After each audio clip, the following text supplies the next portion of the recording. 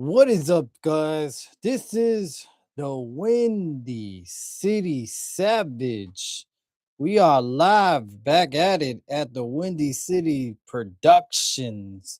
How are you guys doing tonight? Sorry about the late stream. Let's see, connect. All right, let's see if everybody comes in tonight. I know it's a late stream. We apologize for that. Let me know if this is a little bit laggy. It's on laggy a little bit of my end, but maybe it's not towards your guys' end. But regardless, thank you for joining us. I'm by myself, just me, Oos, day one ish type of shit today. My co-host won't be here today, but he'll be here next episode. So let's get into the Raw review.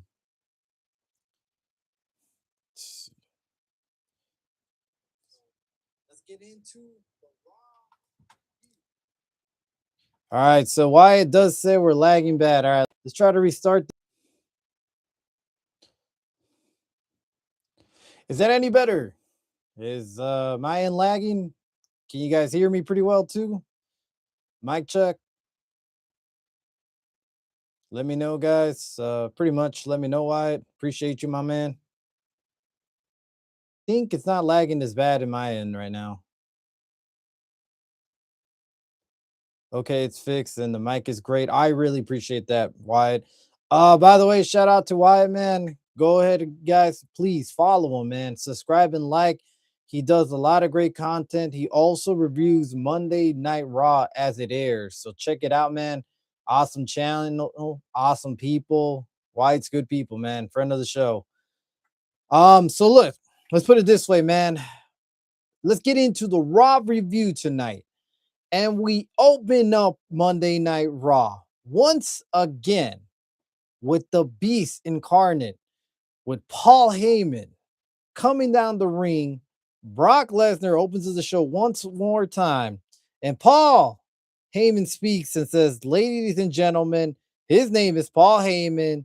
And then he proceeds to hype up Brock Lesnar and all of his accomplishments. And I'm not going to lie, though, some of those accomplishments are pretty great and badass. You can't deny all that. The man has conquered a lot, went from wrestling to UFC, did college wrestling, even tried out in the NFL. Look, some of these didn't work out as great as he thought he did. Really, just the NFL part. But look, I mean, for the guy basically trying to conquer every single sports, got to get him his credit, man. So Heyman says the fans offset Brock Lesnar, and let's be all honest, he says, with each other. What happened last week? Brock laid waste all the masked men, right? He got them all. He attacked them, and then this overhyped wannabe ruler that he said it was WWE hype takes advantage of all this and brings the fight to Brock Lesnar after he laid waste to all these masked men. So he's saying that Obafemi just got the one up after Brock Lesnar did all the work in the ring. Quick shout outs. We got Big Joyce. Yo, what's up, my brother? And as well, he says Roman was fucking crazy. Oh, yeah, he was, man. Um, it was a crazy segment towards the end, a lot better than last week's segment. I'll tell you that. And we're going to talk about that actually. We're going to talk about that pretty soon. But regardless, at this point, the fans are just over, they're going crazy for Oba. They're chanting Oba, Oba throughout the whole segment. Oba's really over. You could tell, and this is great stuff right now for Oba Femi. They want to push this guy as the next Brock Lesnar, I guess you could say, the next beast, the next big guy out there. We do have Gunther, but I mean, Oba Femi just feels like he's on another level. He looks great. He knows how to wrestle. He's pretty good on the mic. Honestly, his presence, though, man, like if you see this guy, it's shocking, man. Scary type of guy, but I mean, I think this guy is really the future of WWE. So he says this, ladies and gentlemen, the saddest part of some narrative is the overhyped WWE machine. He then mentions how no one could conquer the beast, and a lot of people have tried in the past. He mentions John Cena, which Brock Lesnar did eventually conquer and basically squashed them. If you guys remember at SummerSlam, that was crazy to see back then, as well as AJ Styles. He does mention, and he mentions one particular name that even I'm like, huh, interesting. You know who that was? Bobby Lashley. That's right. Bobby Lashley was named on WWE TV, even though he is signed with AEW currently. Although he hasn't appeared in AEW for quite a while, actually, now that I think about it, he's still signed with AEW. And the fact that they mention him several times, and I know this is more of a disrespect, but still bringing up his name on a WWE product is kind of crazy out there. Maybe there's signs of him returning. Who knows? Would you guys like to see that if that was a possibility? I mean, Bobby Lashley's up there in age, but that man never ages one bit. He still looks great, in great shape.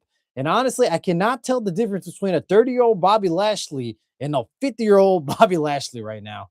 Um, Viv Joy says, I want to see Dean. Well, you mean John Moxley at this point, because I don't think he's ever going to go back to Dean Ambrose. Even at if he jumps shipped to WWE, which I highly doubt it. I think at this point he's basically locked in for AEW for the rest of his time being. Um, I think he will come back to WWE as John Moxley.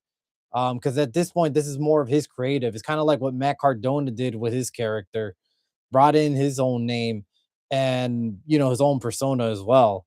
But I don't think that John Moxley's ever going to go back, unfortunately.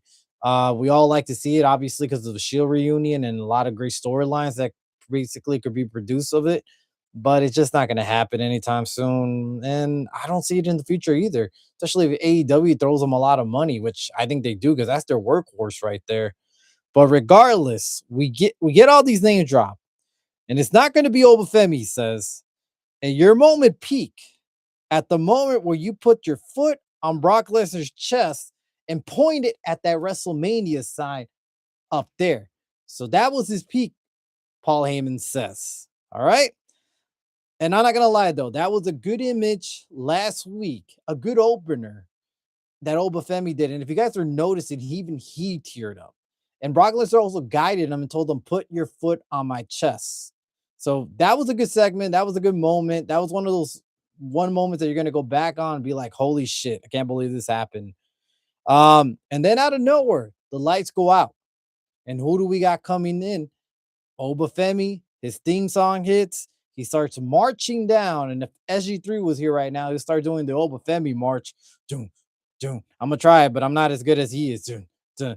But regardless, he marches his way back inside. And him and Brock Lesnar lock eyes. And it's not love at first sight. That's for sure. But they stare each other down intensely until Brock goes for the attack and then tries to go for the F5. And by the way, guys, I don't know if you noticed Brock Lesnar's new shirt. Fuck around, find out F5. I mean, it doesn't say that, but it's the initials, but it's a really kind of cool shirt. I'm not gonna lie. I kind of want to get it, but also I do not want to pay $50 for a shirt. F5, sorry, FAFI. That's the type of shirt I'm thinking about getting, but for $50, I don't know, man. It's gonna be one of those compulsive buys out of nowhere, or when WWE has their sales, which I think it's like WrestleMania afterwards when they start having some sales going on. Probably around April when they start cleaning out their inventory for spring cleaning, I guess you could say. So man, maybe we'll get that. Maybe we'll review it on the show someday. But regardless, he tries to go for the F5, but Obafemi counters and then pushes him through the rope where he comes with full force and clothesline Brock Lesnar out of the ring. All right. We have not seen Brock Lesnar really get manhandled these last couple of weeks as with anybody else, any other wrestler in quite a while. So, with that being said, Brock is outside. He looks shocked. He just can't believe what just happened. And if you look at his facial expression, Brock Lesnar sold it well. He really did. He sold that he was scared, confused, and did not know what to do afterwards. And Paul Heyman comes out, and it looks like Brock was kind of pacing backwards and looks like he wants to go back inside. And Paul Heyman was trying to stop him, obviously. And then Brock tries to laugh it off nervously in a way. So that way it shows that has fear with them. He has fear of Oba. He doesn't know how to handle Oba. Oba's a big guy. Oba's something that he's never faced in a long time. So the way Brock sold this for Oba tonight was gold. Honestly, gold. And the thing is, look, we did get a report of Brock not trying to lose before his retirement match, whenever that is. Apparently, that was false. They never said anything like this. So Brock is being a good sport and going along with the ride. And whenever Brock Lesnar's invested in the storyline, we get some pretty good stuff on TV. We get some really good matches as well on these pay-per-views. So the fact that they're opening with this shows that how much faith they have in Obafemi, as well as I'm excited for this match at WrestleMania. I think this is going to be one of the best match of the night. And I hope I'm right. I really am. But as well, I think the reason why it opens up is because Brock Lesnar himself wants to get in and get the hell out as soon as possible, because we know he doesn't want to stick around throughout Raw at all. So, because if you ever notice, whenever he's on Raw, he's from the beginning or towards close to the middle. But as soon as he's done, I guarantee you he's out of there. He's on his jet and he goes back home right away. You know, he wants to get this shit done as quick as possible. Viv Joyce comments, and I think I was right about AJ Lee and Becky at Mania. Yep. I mean, that was basically set up later on tonight, and it is confirmed. And we're gonna talk about that as well, my buddy. So after all this happened, we get a promo from Dominic Mysterio. And he talks about basically, you know what? Finn Balor got what he deserved. And then as well as he mentions Penta, because tonight we have Dominic Mysterio versus Penta for the rematch of the Intercontinental Championship. And he tells Penta that I'm coming back for his title, the title that he should never lost. And if it wasn't because of Finn, he would never lost his title in the first place. So he still blames Finn out of all this instead of being a man and man enough that he lost his own title his own way. But afterwards, we get the Uso coming out and making their entrance. Yeet time. All right. And they're going to face off against the Vision. Okay. So this match was all right. It was okay. It wasn't, the best match, obviously. It was meant to set up the storyline. Because at this point, we did get Paul basically get distracted at some point, because we saw Logan Paul basically going for the brass knuckles like he always does. And so when he was trying to put the brass knuckles on, he got it locked in. But out of nowhere, LA Knight's theme song hits. Yeah. And so when it hit, Logan got distracted, was looking forward for LA Knight in shock. But he didn't realize that LA Knight was coming from the other side. Out comes LA Knight, socks Logan Paul, pushes him through the post, takes off those brass knuckles off of him. And then at that point, that basically sets up Theory, who got distracted by all this, looks at LA Knight from the outside. He's not paying attention from the man behind him. And that cost Theory a lot, and so did Logan Paul. Because out of nowhere, Jay was a man possessed tonight, a man that just basically had enough, went finally crazy, put on those brass knuckles, and socked Theory with one punch and knocked him out cold. And I'm not going to lie, I wasn't expecting this.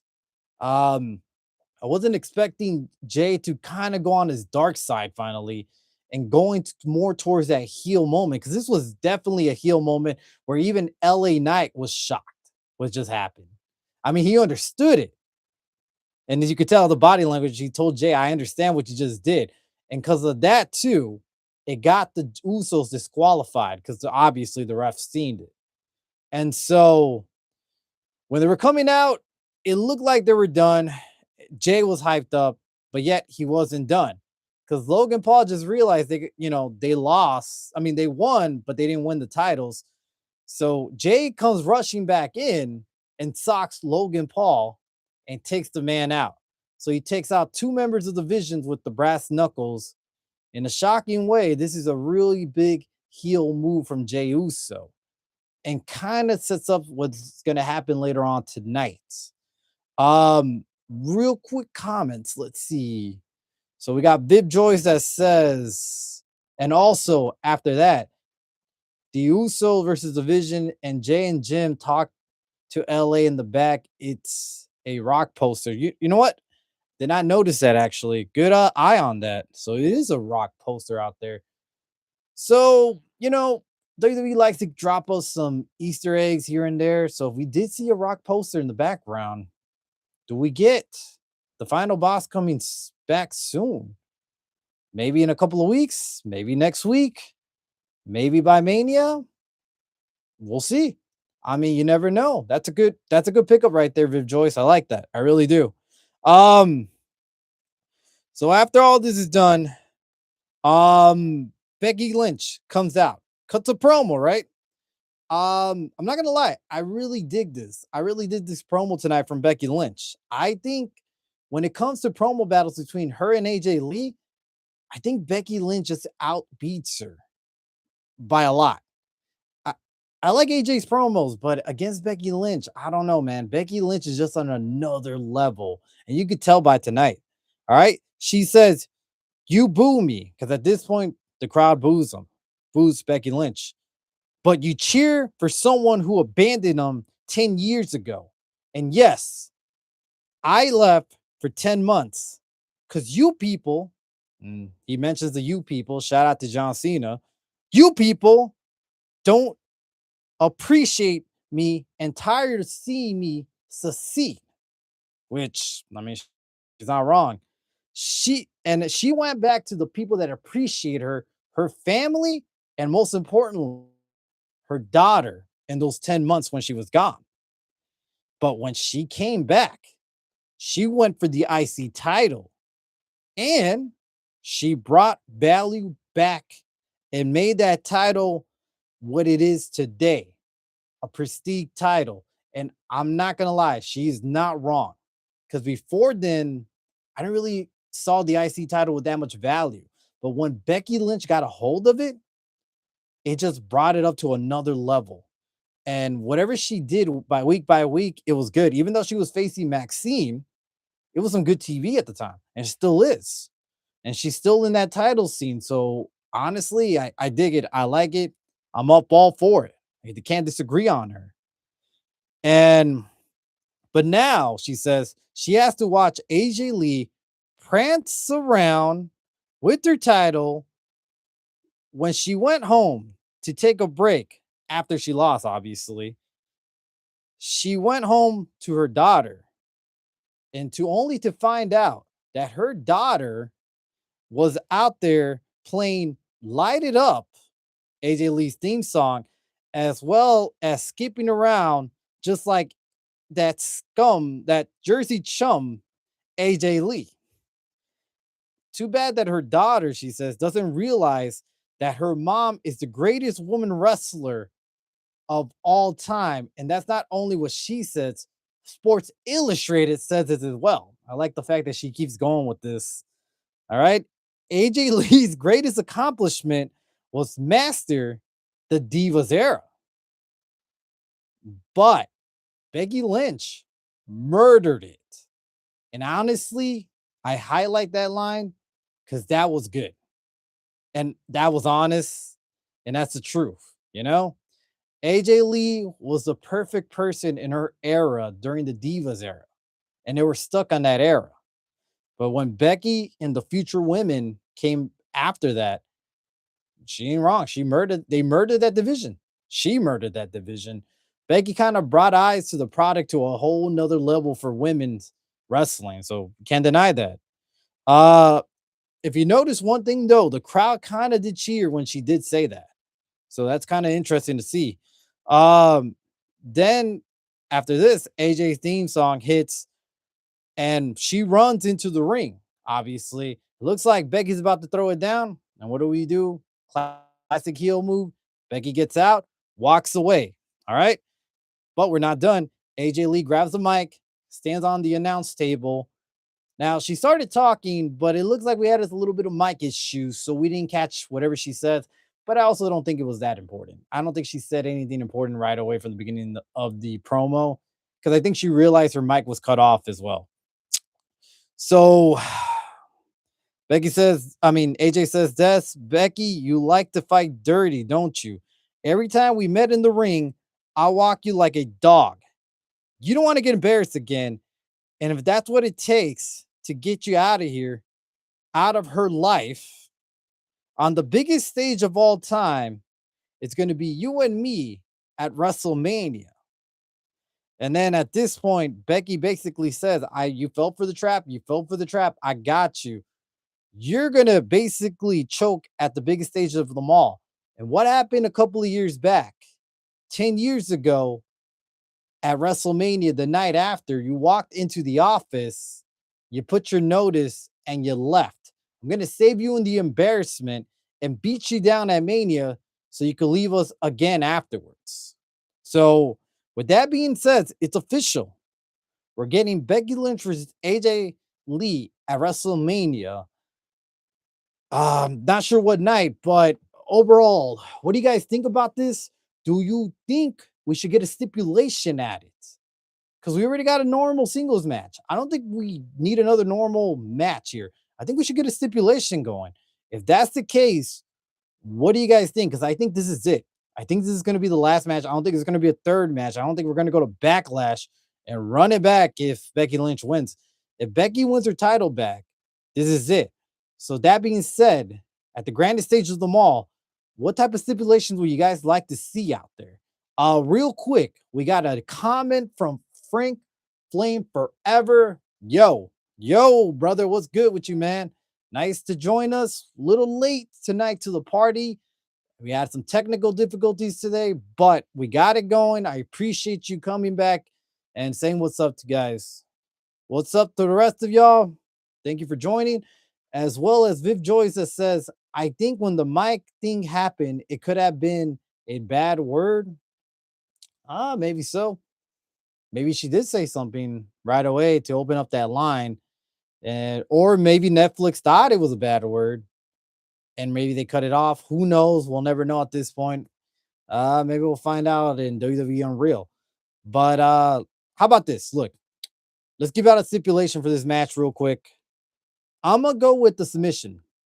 All right, a submission match. We haven't seen those for quite a while, and I think it fits perfect because both ladies do have a finisher that does involve a submission. So I think going into Mania, that would be a good fit. I don't know about you guys, but let me know what you guys think because it was either that or some sort of street fight, maybe a Chicago street fight, even though they're in Vegas. So, that's all I got for that one. But in the next couple of weeks, we'll see what they got. I'm sure they're gonna get involved once again. Maybe Becky attacks AJ Lee backstage at some point, or attacks one of her friends during the match. We'll have a lot of time to see what this direction it goes. Alrighty, guys, and let's get back into that Raw review. All right. So then afterwards, Jimmy tells LA Knight that he appreciates the backup. He does. Because then we have the Usos and LA Knight backstage once again. Jay says, because at this point, LA Knight basically calls out Jay like, hey, man, what's going on with you, man? What you hiding? Jay says he's hiding nothing. But everyone and anyone's going to get it tonight. And LA Knight basically tells Jay the way he's acting, the way he's going about things, he kind of sounds like the tribal chief, Roman Reigns. And then Jay and LA Knight kind of get a little scuffle where, Jimmy has to like break it up and says, like Punk will tonight. So basically, they're going after Punk eventually tonight. We get a little foreshadowing for the rest of the night. After all this, Javon then comes out to face off Waller, which this was shocking to the fact that we actually see Grayson Waller, have a match tonight on Raw. When's the last time you heard me say those words? When's the last time you guys remember Grayson Waller having a match on Raw? The man just got cursed by Danhausen. And somehow that curse ended up lifting his bad luck of not appearing at Raw and having a match where now we have a match between him and Javon Evans. And I get it. So spoiler alert ahead of time, Waller lost. Not shocking. We did have Kofi Kingston on the outside, basically monitoring this match, taking a look of Javon Evans, really not being there for Waller, his New Day partner, but really trying to still recruit Javon Evans. But during the match, he could have a chance to help out Waller, but refused to do so and told Waller, you should do this by yourself. Should. That kind of upset Waller, which eventually cost him the match because he wasn't paying attention. And the young OG, Javon Evans, picks up a win. And eventually, we're still going to continue on with the storyline. I don't know where this is going. I don't know if we're going to get another Kofi Kingston and Javon Evans at Mania, or we're just going to drag this on for quite a while. But yeah, no, it's shocking to see Grayson Waller back on a wrestling match. So Danhausen curse. I don't think it was much of a curse. I think it was a blessing in disguise for Waller. Real quick, we have another comment. Let's see. It's Viv Joyce that says, I think I quit match because if they put their WWE careers on the line, but that's the thing. Do you really see them putting their careers on the line? The only one I could see him doing that would be AJ Lee, but I don't think she's leaving anytime soon. Especially, I think that she locked in a contract for 2 years or so. Even though it is part time, I don't think she's leaving anytime soon. I could see it at a quit match. That would be interesting to have, but I don't know. Well, we'll wait and see on that one. Alrighty. So after that, okay, we didn't afterwards, we do get Heyman coming back again on screen. And then he's seen asking Adam Pearce that he wants the Vision to face off against the Usos next week in the street fight. Interesting. So I thought this whole feud was going to go on to WrestleMania. For them to have a street fight next week kind of sounds like they hit their peak. And next week, we could either have the Usos retaining or we could have the Vision as a new champion. My bet is this. I think the Vision walk out with champs, with titles next week. Because of the stuff that we got later on tonight, I think something crazy is going to happen during that match and the Uso lose their titles. And I think the Vision walks out as champion next week. But that's just my theory. No pun intended to Austin theory. But at this point, Adam Pearce does say, I'll consider it, which enrages Paul Heyman, but he settles down a little bit. And then at this point, Paul Heyman tries to walk away where Adam Pearce says, wait a minute, Paul, where are you going there? You requested some TV time to address Seth Rollins. And guess what? That TV time is now. I suggest you get going back into the ring right now. Paul looks a little upset, but he says, you know what? Fine. I will do that. I did request it. So out we go. Paul Heyman enters the ring once again. And at this point, he says he's having a bad night because of the 40, because at this point, the Hall of Famer is just having a bad night, all throughout what's going on with the Vision with Brock Lesnar and as well as Bronson Reed. And we don't know the status right now of Braun Breaker. We just don't know yet. And I'm going to name some theories out there that might happen and might not. But eventually he does call out Seth Rollins to come out, and because he's a man, he's ready to face Seth Rollins head on. He's ready to take this punishment because he's realizing that, you know what? I'm going to get my ass beat now. I might as well take it. Seth Rollins, just come out. Give me your best shot. I'm a man. Let's do this. I know you're a man. This is the only way we can settle this. So when this happens, we do get the masked man, Seth Rollins, comes out, gets into the outside of the ring, gets on the announce tables, unmasks himself. Paul says, "Is this really necessary?" Which I do agree. Is this really necessary? At this point, it's just Paul Heyman. So when he unmasked himself on top of the announce table, he gets surrounded by police. So not security this time, by police. Because we didn't later on get a confirmation that Paul Heyman actually filed a restraining order against Seth Rollins sometime earlier on last week. So interesting to see, because then afterwards, Seth Rollins is escorted out the building, walking away, where Paul Heyman says, "You know what? You really think I was going to face you like a man? You know, our family's known to snitch. Our family's known to get police involved, court involved, restraining orders in order, blah, blah, blah." Then he mentions his wife, says, "I'm glad you're going to get locked up because now your wife is going to get passed around the locker room so many times because you'll be missing, as well as your daughter is probably going to end up in foster care. But don't you worry, I'm going to adopt her to make sure she doesn't end up like you are." That enrages Seth Rollins. He runs around the security or the police, whatever you want to call it, and then gets into the ring and attacks Paul Heyman for just a little bit before getting grabbed once again and handcuffed. And then eventually getting escorted out to the ring, where we do see a a punched up Paul Heyman laughed just a little bit, because at this point he knows his plan worked. And so put it this way, this is how this segment ends, right?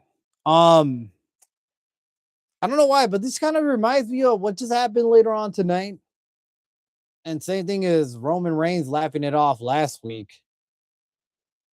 Um, and we didn't really get too much storyline out of this part of the segment. So what are we gonna head to at this point? Because if you notice one thing, Division are busy with the Usos, and if they win the tag titles, it doesn't make sense for Logan or Theory to face off Seth Rollins at WrestleMania. Brock Lesnar looked like he was going to be the guy, but now he's busy with Oba. So this leaves Seth Rollins without an opponent at WrestleMania still. Any thoughts out there? Any theories? Anybody you guys think? I personally think that Braun Breaker will be healthy by the time it gets closer to WrestleMania. And I think he will face off against Seth Rollins at WrestleMania. That's just my theory in all this. But I think he'll be set and ready to go.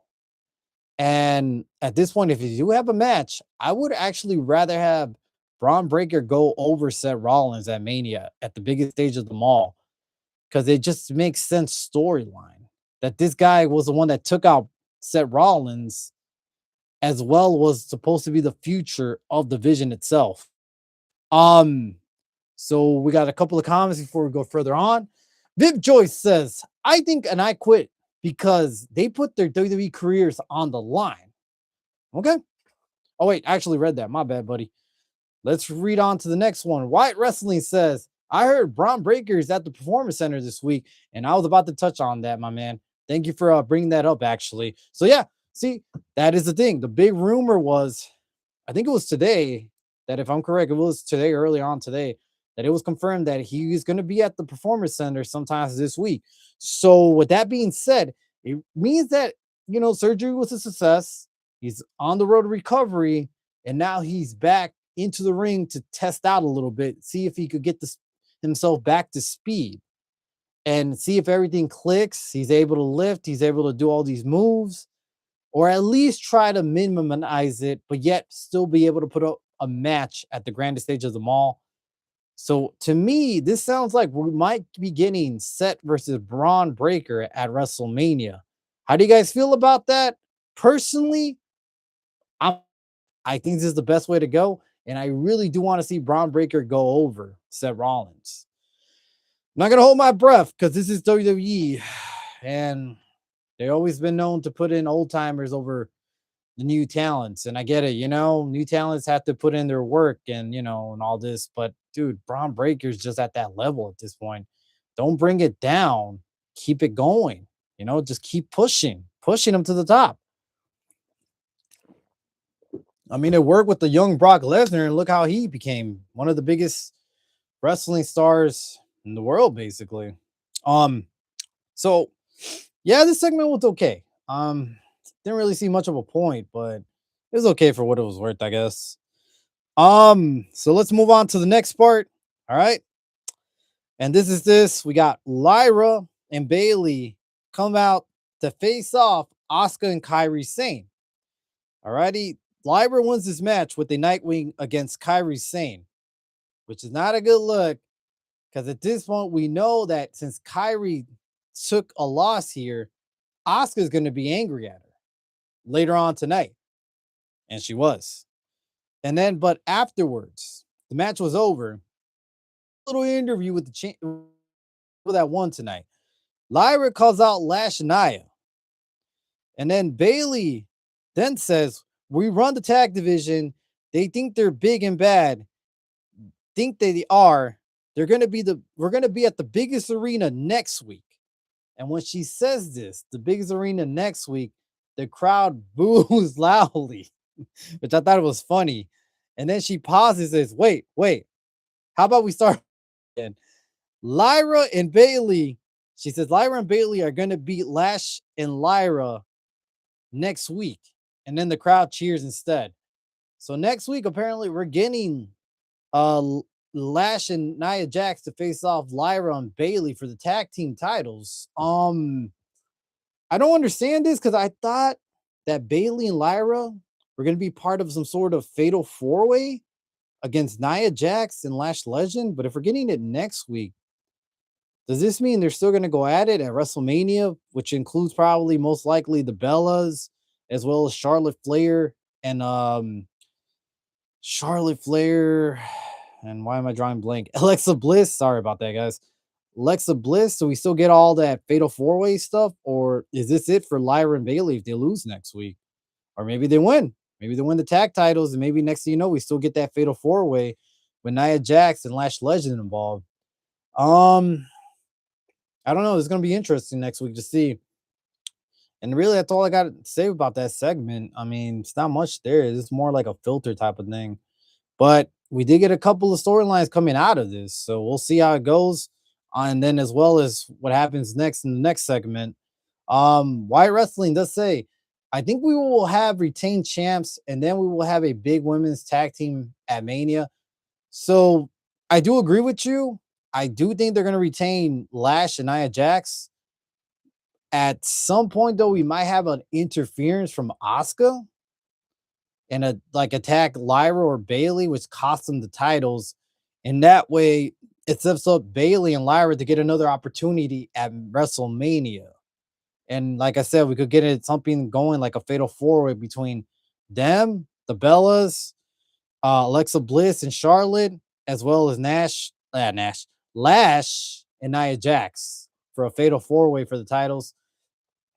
If I had to pick a team to go over that night, I think it makes more sense for Bailey and Lyra to go over. They really do need this title, and they really do need this bigger push because I think those two have great chemistry together. Great chemistry as a tag team and great chemistry backstage. And I like all their backstage segments. Entertaining, it really is. So with that being said, we go on to the next segment. And after all that, we do get Penta. And we also get the returning Speed. We haven't seen Speed in a long time in the WWE segment or in the ring. All right, so this was kind of interesting. And then we get to see Penta explain to Speed the type of walk that he does, in the ring when he comes out and how he does it. But then out of nowhere, we get Dragon Lee to come out. And then Speed, meets Dragon Lee. And then when he says his name, Speed says, hey, are you really a dragon? Yep. This makes for good TV. So eventually Speed does leave, and Dragon thanks Penta for his match last week, and he wished him luck against Dominic Mysterio. And that ends this segment. But I think at some point later on, I did miss this. So if you guys saw this, can you confirm it out there? But I think I heard that Speed did get cursed by Danhausen. We did have some sort of segment involving the two. I'm not sure if that's true. I was occupied at the time and I kind of had to step out real quick. And I think that's what I heard or something. If anyone out there could confirm this, let me know. But what I did get afterwards is Asuka talking down Kyrie Sane and getting mad at her for telling her that you cost us a match, you lost, and at this point, you have to make it up to me. And she leaves. And then we do see, and this got me excited. We saw Io Sky come out and tell Kyrie Sane that you do not deserve to be treated like this, and that Kyrie, you deserve better. And before Kyrie Sane could respond back, we hear the famous Kyrie, and off a sad Kyrie goes off once again. And then when Io turns around, we do see Raquel saying, typical you, always getting into someone else's business and trying to be friends with someone else, trying to find some new friends, just like you did last week with Stephanie Vaquer interfering in my match. And Io Sky says this again, that if she had a chance, she'll do it once again. And Raquel tells her, how about you and I meet up again next week? While Io responds, you're on. So Wyatt Wrestling does confirm this. Speed got cursed. Yes, he did. I got to look back into that segment. I'm actually interested to see what happened and how that happened. But I guess it was true. But look, in this segment, I think we got confirmation. I think we should be excited, guys. We might finally get Io versus Asuka one-on-one. This has been a long time coming. This has been a match that we've been asking for quite a while. And this is probably going to be for Kyrie Sane's battle for custody, I guess. I mean, I don't know the stipulation of it, but it's basically to set Kyrie Sane free. But regardless, the chemistry between these two is going to be great. We already know Asuka's a really great wrestler, and so is Io Sky. The storyline is there. There's not much to do in that storyline because it built itself, basically. It's there.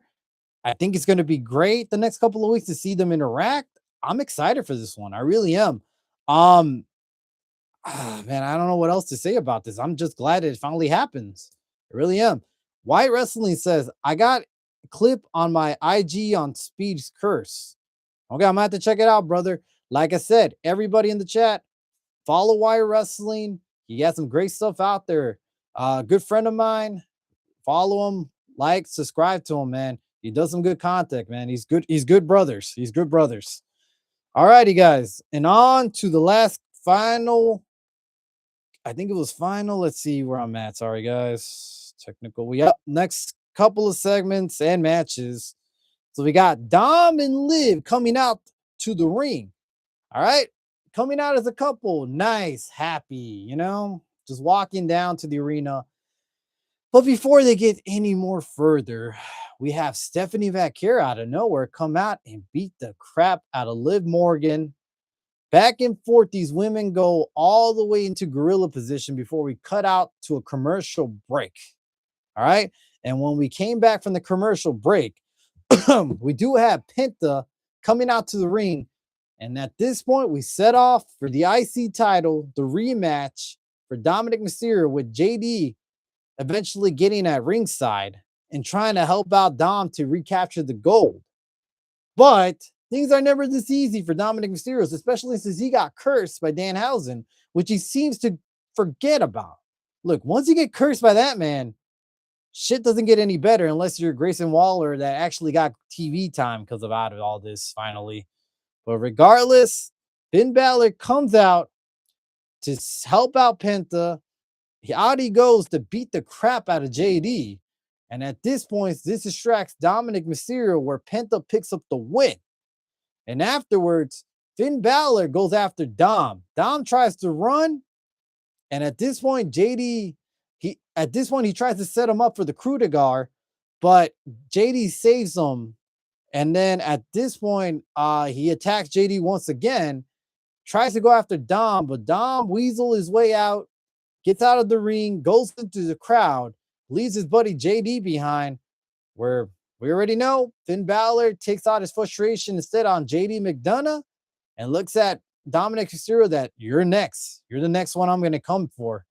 It's kind of nice that we finally got to see some action between these two men after missing MIA last week. Let's keep the storyline going, and I want to see some more segments next week. I really do. Let's see, we got another comment here. Viv Joy says, and Dom had to do a redo entrance was funny. Yeah, that was funny actually. I forgot about that. Good eye, Viv Joyce. Good eye. I mean, this IC championship wasn't going to be, we already knew it was going to be a setup for Finn Balor to come out eventually. It was okay, obviously, nothing much to be said here. On we go to the next segment, and this is going to be the final segment of the night. And at this point, we do have Jimmy and CM Punk interact with each other at Gorilla, where Jimmy says, you better watch what you say, man. Be careful out there, because Jay is angry. CM Punk kind of smirks it off, and out he in his entrance. And then afterwards, he comes out to a good crowd reaction, and he speaks. He speaks, and it says, Jey Uso's on a warpath, and I'm supposed to watch out what I say. All right? This shows, well, this is what he says. This shows that Roman can't do anything without his cousins. Once again, he repeats the line that we've been hearing the last couple of weeks. And the entire family can't do anything by themselves. No one in their family can even be a world heavyweight champion by themselves. Which, I mean, Jey Uso was a world heavyweight champion. But I guess if he's addressing the rest of them, I mean, the only one that's really hold the title, I guess, would be The Rock, Roman Reigns, Jay. And, I mean, I guess you could count. Well, who else can you count? I don't know. We have to come back and refine that out. But he has the bloodline shook, he says. Roman says that all the Samoans should be coming after him for the stuff that he mentioned about his family. But not one single Samoan cat has come after him since what he said, which is true. Not one Samoan came out. Look, they're supposed to say awful shit to each other. That's just part of their job, he says. They have to sell tickets, you know? And he's tired of talking their just empty words. Roman did say one thing that pissed him off, though. Call the mold, which we do remember he did call the mold. And we were mentioning that when he did say that, it just sounded so stupid. It really did. But he said it's not the fact that he said it, it's the fact that who said it to him at this point, which, you know, kind of felt like it was going to go to this direction. And he says, at this point, he'll be damned if a young boy calls him old, you know, especially in his ring. And he asked Boston, am I old? Boston says, yes. And at this point, CM Punk acknowledged that. And he says, yes, I am old. I'm proud of it. I'm like Terry Funk in his mid-age prime. And he mentions a couple of other sports figures. And then eventually he says, but I'd rather be old and have my gray hair instead of covering up my whiskers, just like Roman Reigns does. Which I thought it was funny because we all know that Roman Reigns does paint his beard and his hair, because I'm sure he is growing a lot of that gray hair, but of course he wants to set an image for himself. I mean, he's in his 40s. I think he's in his 40s by now. He has to be in his 40s. He's up there. He probably does have gray hair. So that was kind of a funny line. So he basically calls himself Mr. Game 7. All right. So if you know that one. And age is just a number. And ask him how he feels. He, instead of being an insecure person that asks the crowd to acknowledge them, he feels great. He's the best in the world, and he knows it. And he always knows it because he always comes out to every city and asks, "Is there a greater time to be alive on the Monday Night Raw in Boston?" Obviously, this old man's drop you with one punch. He and at WrestleMania, he's gonna tie him up and beat him up. When he wakes up Monday morning, he's gonna realize he got beat by an old man. And at this point, though, we did get a name drop where I'm just like, huh, interesting. He says that who underestimated him was Gunther. Gunther underestimated and found out it's not easy to beat the best in the world. So let's pause real quick and mention Gunther out of all this. Does anybody realize that Gunther hasn't been seen for quite a while? He wasn't seen last week's Monday Night Raw. And I'm not even sure he was seen the week before that. He's kind of been MIA. And I'm kind of worried because this is the man who's retired Goldberg, Cena, and AJ Styles. And yet he's missing. And we have no storyline with him. We thought we were going to get something with him and Dragon Lee. That died off for sure. And now he's gone. And it looks like we have no match for Gunther at the biggest stage of them all. How does that make any sense at this point? Like, where are we gonna head it to for Gunther at this point? Like, where is he at? What storyline is he gonna go? Why would he even have him sit out for WrestleMania? He's one of your big star players. Because if he wasn't, why have him retire John Cena for God's sakes and AJ Styles back to back? I don't know. I don't know, but this is how they treat their one of the biggest stars in WWE today. So it's kind of funny that Punk dropped his name in this whole segment. But he also says who else underestimated was none other than his cousin, Jey Uso. And that's when Jey Uso comes out all hyped, all ready, all gas, coming out all angry. And while he was coming out, Punk still keeps talking during his theme songs, like, oh no, is he gonna come out and just yeet and yeet again and again and again? And so Jay circled around CM Punk a little bit. He was angry and basically just says that his ass is old and he's been hit too many times, just like he's been. And running his mouth once again about his family. He tells Punk, let's do this right now. And afterwards, he'll run it back once again and beat his ass, basically. CM Punk basically says, let's go. And before that, they could get at each other. Then we got Jimmy Uso that comes out and says, what are you doing? What are you doing, Jay? Every time you get emotional, you get a little red, man. And because of that, you cost us a DQ tonight for being a little hot-headed. And he tells Jay to lead this to the OTC. We have nothing to do with him. This is Roman's battle. And then Jay says, well, at this point, where is Roman Reigns even at? And out comes, surprisingly, because I don't think this was advertised. If anyone else wants to correct me here, was this advertised that Roman Reigns was going to be here? Because I did not expect it. But out comes the OTC himself. His theme song hits, and we do get the appearance of Roman Reigns, and that was shocking to me. So honestly, shout out to WWE. If they did not advertise this, this is a good way to shock fans because we did not expect the part-timer to not be there this week. It looked like it was going to be 1 week on, 1 week off, 1 week on, 1 week off.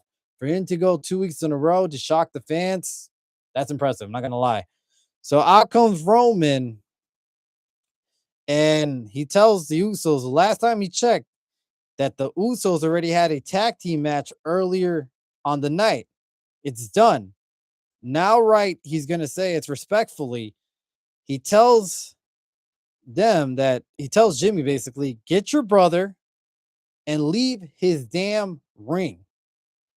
So the way he said it is kind of a command, man. It's just kind of funny, It kind of brings out that old bloodline type of feel once again, where Roman's trying to command basically his cousins, but that didn't really work out tonight because then Jay So put it this way, afterwards, Punk runs his mouth once again and says, "No, no, you guys should stay. You guys should stay."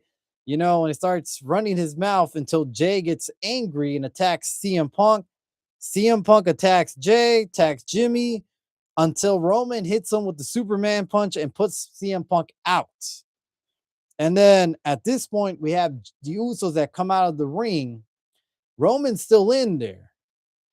And Jay basically tells Roman he pumps up Roman Reigns. He tells him, "What are you waiting for? Get him, man.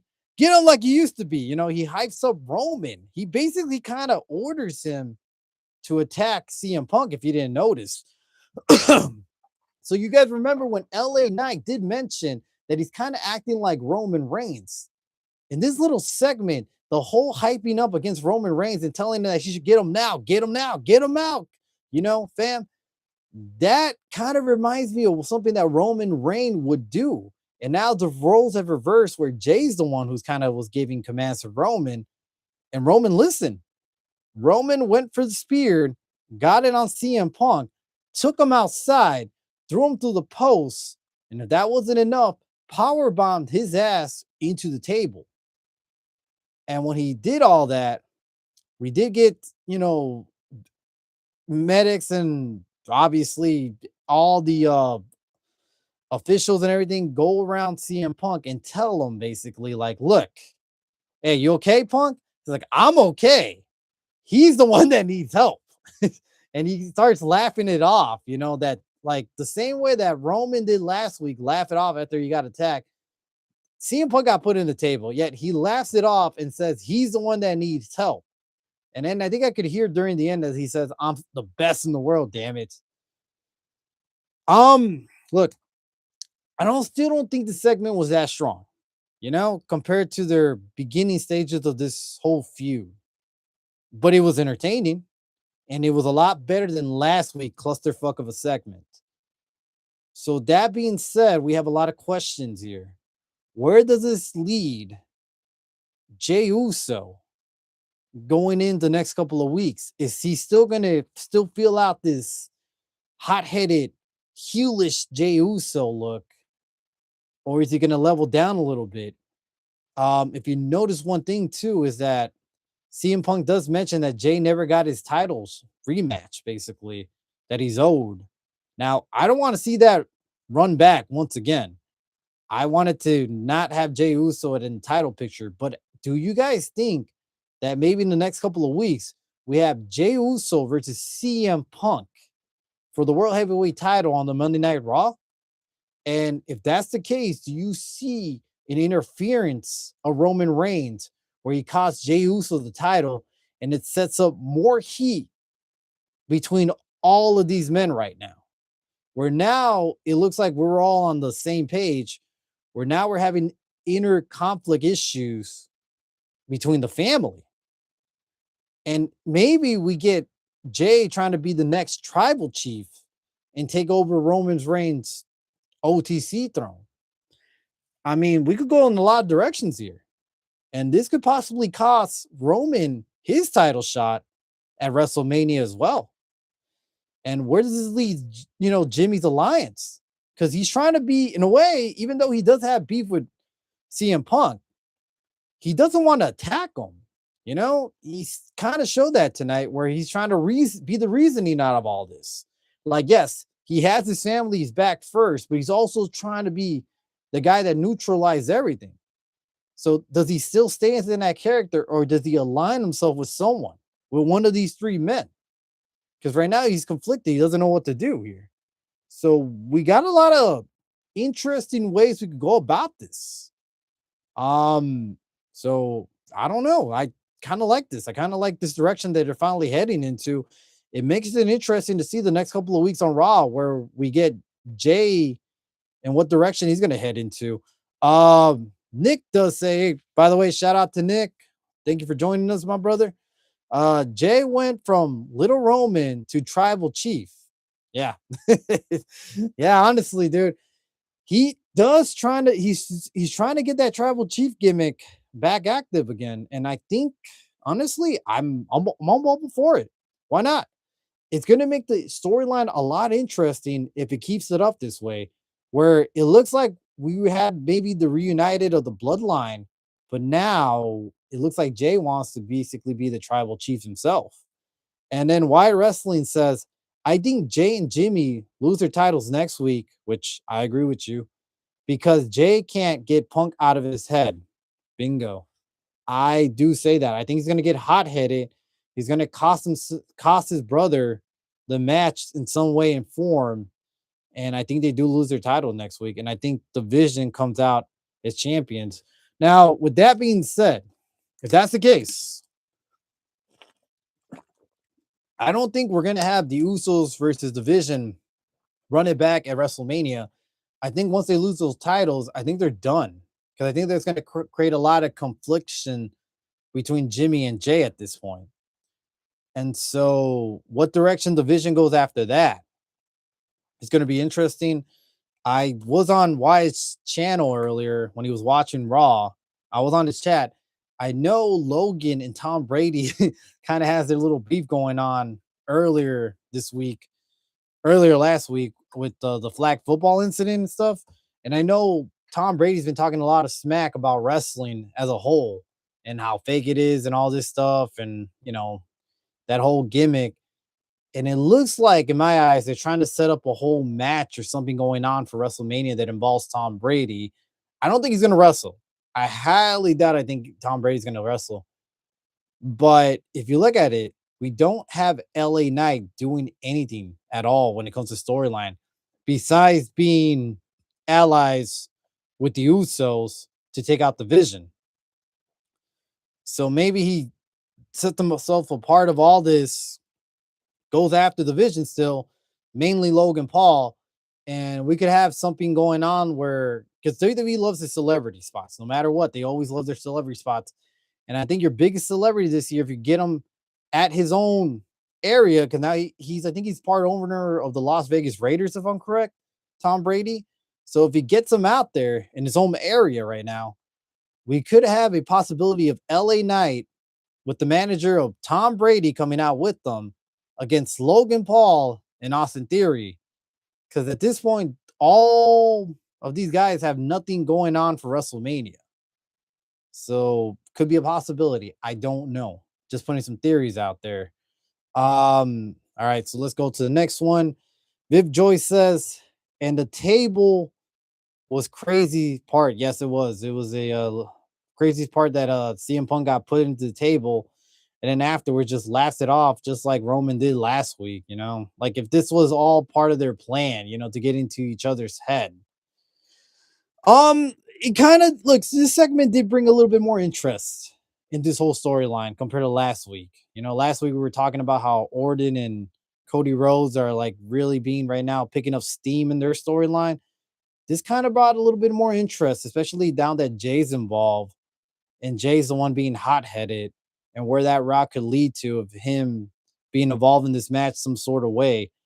It's going to be interesting to see. I don't know if you guys have any more thoughts, comments, theories of anything tonight, that happened on Raw and what direction that leads to WrestleMania. I would love to hear it.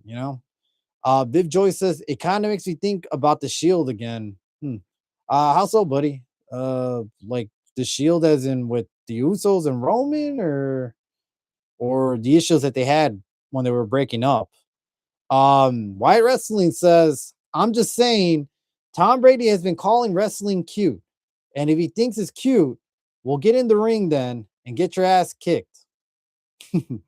Yeah, well, Wyatt, I know you're a Peyton Manning's fan. At least Tom Brady, I can see him actually getting into the square circle, unlike Peyton Manning. So that's all I got to say, buddy. Because the Shield power bomb into the table, that came into my mind. That's what Viv Joyce says. Well, yeah, that power bomb's only used when the Shield was around. So I think Roman had used it a couple of times, but that's the thing. We got set in another direction, so he's not involved in this. And obviously, the other guys on the other side. So yeah, okay. But regardless, guys, that's been your Raw review of the night. Let's get into some other news, man. We had a lot to talk about. Sorry I wasn't here Friday. A little under the weather, but back to 100, my man. back to 100. So let's put it this way. Sadly, sadly, we had some sad news that came about the last couple of days. All right. So let's go into this. All right.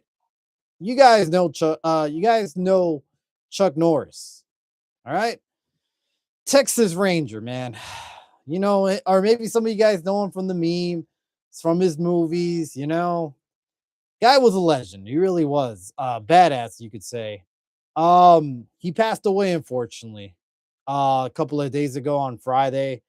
It was really shocking because I didn't see that coming. I heard he was in the hospital and he was doing well, according to his family, but they didn't want to give out too much information, unfortunately. And it looked a lot of positivity, though, heading out that day.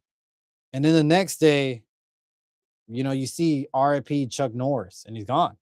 It's still shocking to me that he was just gone. We were told that he was in good health, and next thing you know, he just died the following day. Really shocking. Um, his importance to wrestling. If you guys don't remember, he was a special enforcer for the Undertaker's casket match against Yokozuna at Survivor Series 94 for the WWE Championship. So him being there kind of added a little bit excitement to it, man. I mean, he wanted to be a part of it, and why not, dude? It did kind of add a little bit intriguing of him being there that night. I remember that. I remember seeing that match. It was really good. It was really good. And then afterwards, he did appear, I think, in WCW, if I'm correct, a couple of times.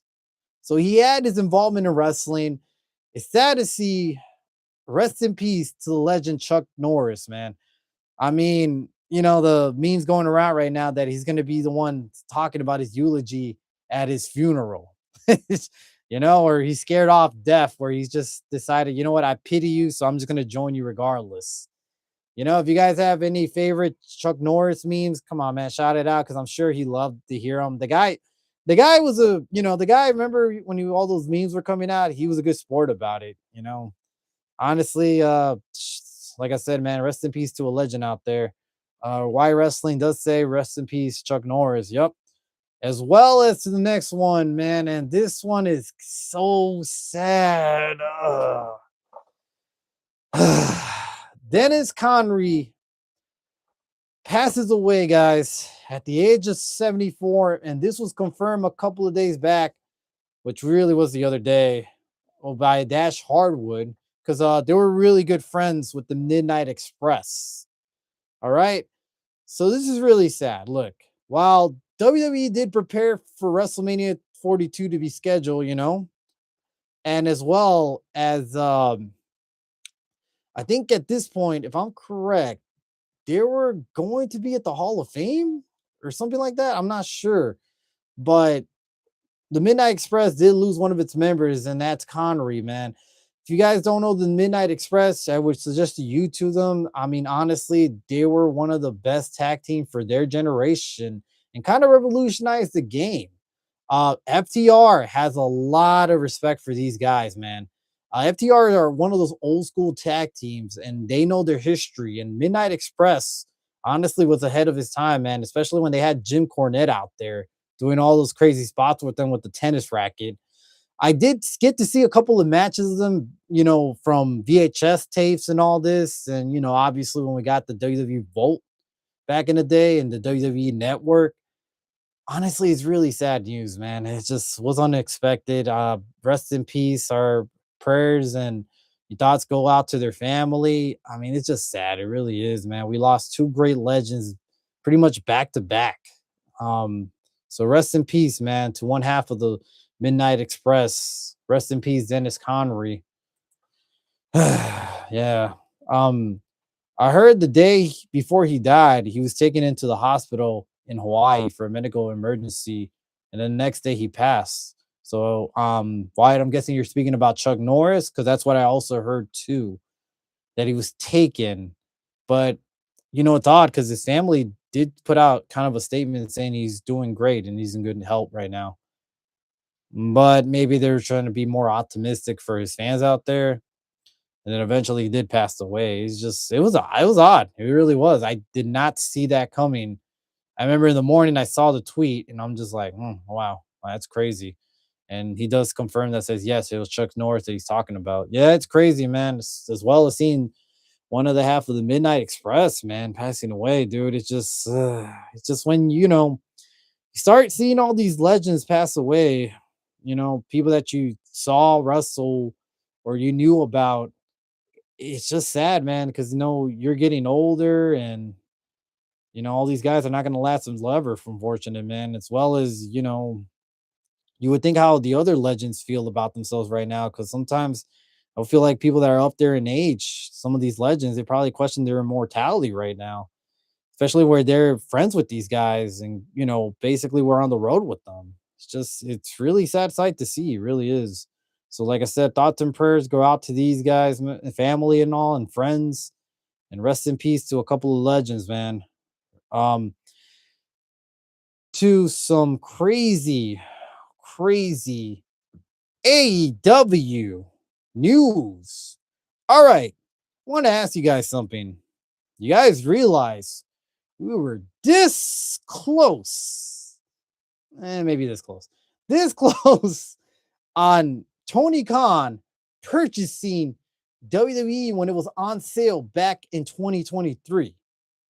Imagine that if this would have gone through, Tony Khan would have been one owner of AEW as well as the owner of WWE. And we could have had so much dream matches right now, so much forbidden doors open up. And we probably would have had a different product with WWE right now, because obviously AEW is going to be the one in charge. So they would have changed a lot of the things that WWE is doing right now, especially cut off the whole PG era. That would have been a crazy sight to see. And we probably would have not had the whole Netflix on Raw. Probably still would have changed into probably TNT or TBS, one of those channels. But regardless, let's get into some of this news right here that just happened with that. So let's put it this way: 2023, we knew that the whole WWE was on sale and it was for bid, right? Okay. So it turns out that AEW president Tony Khan actually tried to buy WWE in 2023. Recently, unredacted court documents from a shareholder lawsuit by Post Wrestling have revealed that Khan's company, Base 10, was one of the four final bidders when Vince McMahon put the company up for sale. All right. While it was already known that big players like Liberty Media, the owner of Formula One, and the private equity from KKR had made offers, Khan's involvement was kept secret until now. Tony Khan was bid was significantly lower than the other three. Here's how the final offers stacked up in total company valuation. All right. So Tony Khan was the lowest out of all the other ones. That is true. But that is still crazy that he was able to put up these numbers with his team going around, trying to purchase WWE. Back then we did hear that what if Tony Khan purchases it? Can he purchase it? We all kind of just knocked it off like, come on, man. There's no way he could be able to get this whole product to himself. I mean, he has daddy's money, but he doesn't have that much of daddy's money. So let me read you the numbers here. Base 10, this is Tony Khan's team, put up for bid $6.9 billion to purchase WWE. KKR, Formula One, put up $8.7 billion. Liberty Media put in somewhere between 8.5 to 8.9 billion dollars. Crazy numbers. And ding ding ding, winner by unanimous decision, because we already know that there's a lot of Vincent Mann's shady practices that was going on that went to the winner of this next one, and that is Endeavor, that purchased WWE at $8.5 billion. So it would have been close to Liberty Media and Endeavor, but it looked like Vince McMahon's influence kind of secured that spot for Endeavor itself, because we knew that Vince wanted to sell it and get his power back. And Endeavor did promise a big role into the company once it was purchased. But eventually, with the lawsuit and everything that happened, that never really set through in the end. Um, Real quick, why wrestling says we could have had been saved. Could have been. I mean, so why wrestling? With that being said, um, before I read the rest of it, real quick question: if AEW did purchase WWE a couple of years back, how do you see the product changing from here and there? And do you think it will be for the better, or you think it would have been worse, or you think it would have just been? Personally, me being said, that being said, I think that I don't know if that would have been a good thing in the end of the day because AEW does have a different wrestling product, and we would have seen a lot of more death matches. I mean, for God's sake, we would have seen Seth Rollins get thrown into the fish tank instead of Darby Allen, or we would have saw what crazy stuff. We would have seen a syringe probably going to the mouth of Roman Reigns instead of Hangman Adam Page right now. We just would have been seeing a lot of crazy shit like that. And there's nothing wrong with it, but that's not everybody's cup of tea. It really isn't. And that could have been thrown away too, like the basically the whole viewership of wrestling fans, because that could throw some people off, especially kids, especially parents of those kids. They're like, you know what? I don't want my kids to watch this stuff. This is too hardcore for me, for my kids to grow up. And as we know, kids are the future fans of wrestling, the next generation. Now, us as being more mature fans, we tend to understand that. But as kids and their parents watching, they want no part of this. So this could have been a big blow for wrestling in general if this went through. Because look, no matter what, I do not like any wrestling company monopolizing the whole game. I don't even like how WWE's purchased most of AAA right now and talks obviously in the future of maybe purchasing TNA. I wouldn't like that. Monopolizing the wrestling game equals no good for anyone out there. Um, but that's just my opinion. I don't know. Things could have been different. Maybe Tony Khan would be smart enough to be like, you know what? Let's keep the product the same. Let's have their PG stuff while AEW will have more of the hardcore fans out here. You never know. Maybe he's a smart businessman in the end of the day. I mean, the cons are successful. They are really successful, and Tony Khan is successful on his own too. He owns the Jaguars. I mean, if you own the fucking NFL football team, you must be having some sort of good success out there, a good team out there.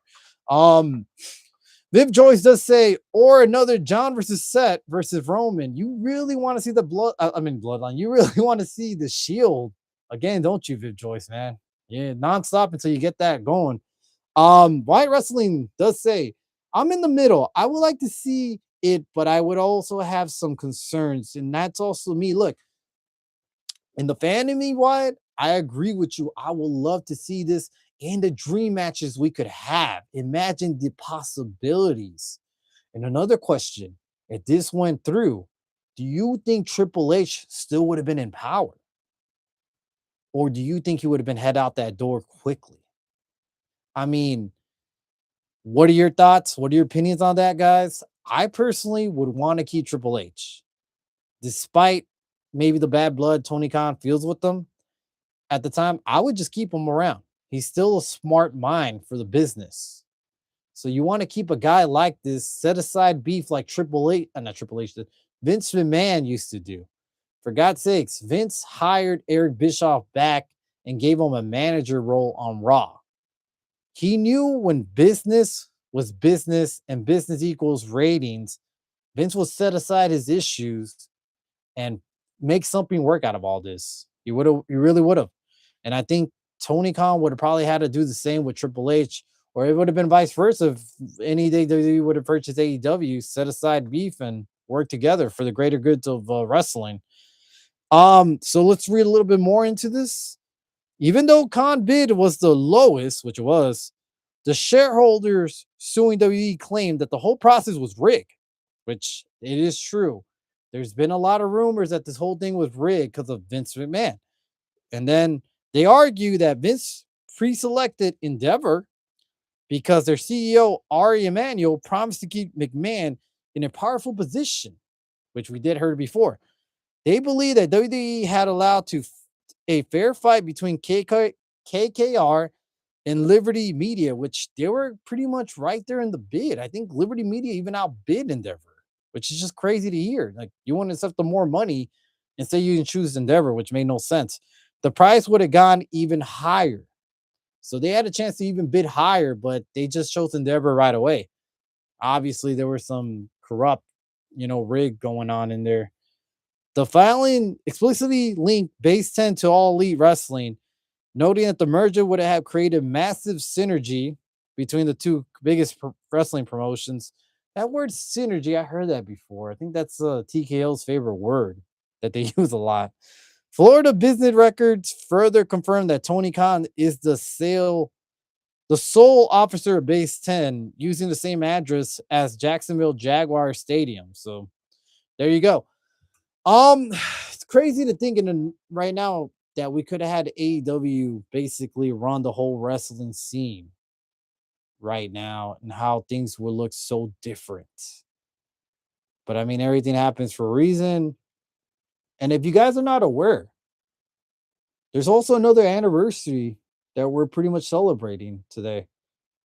And that is WWE buying WCW.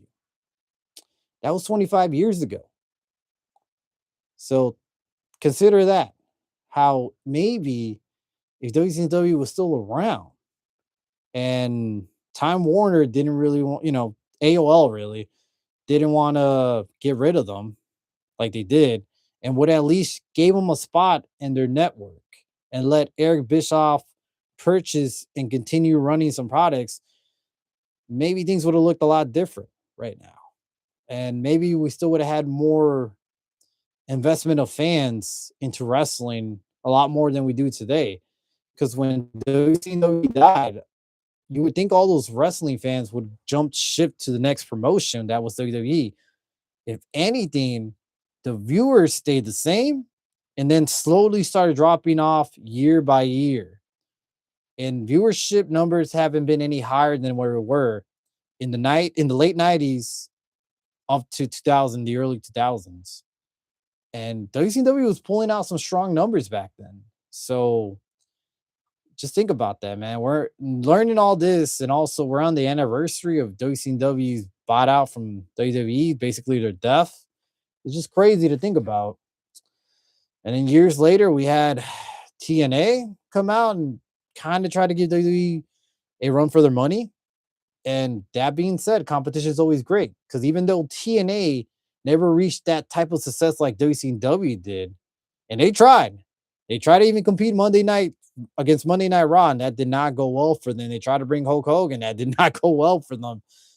They tried, but yet they developed some of the best wrestlers in the world today, some of the greatest Hall of Famers. And like I said, every promotion, every new promotion is always good for wrestling in itself, man. We need more promotions out there that want to give WWE a run for their money, or at least try. And that being said, we did get years later, 2018, we did get AEW being born as well. And that created a lot of ways for wrestling today, to the point if it wasn't for AEW, we would not have CM Punk returning most likely into wrestling, because I highly doubt that the bad beef, the bad blood CM Punk had would have never ever got settled if it wasn't for AEW, Tony Khan, Jack Perry, whatever you want to say, whoever's fault it is, all that boiling down CM Punk, where he said, you know what, I want to talk to WWE. I want to show these guys that I still got it, that I don't need them, and I could go back to WWE and be a bigger star, without AEW. All that would never happen. So it's just crazy to see. Um, let's see. Why Wrestling says, good question. I would keep HH. He really does try to do something. Yep. Look, he has a good mind, man. He has a smart mind. I would have tried to keep him around. I mean, we bash him every once in a while, but he still has the mindset of wrestling.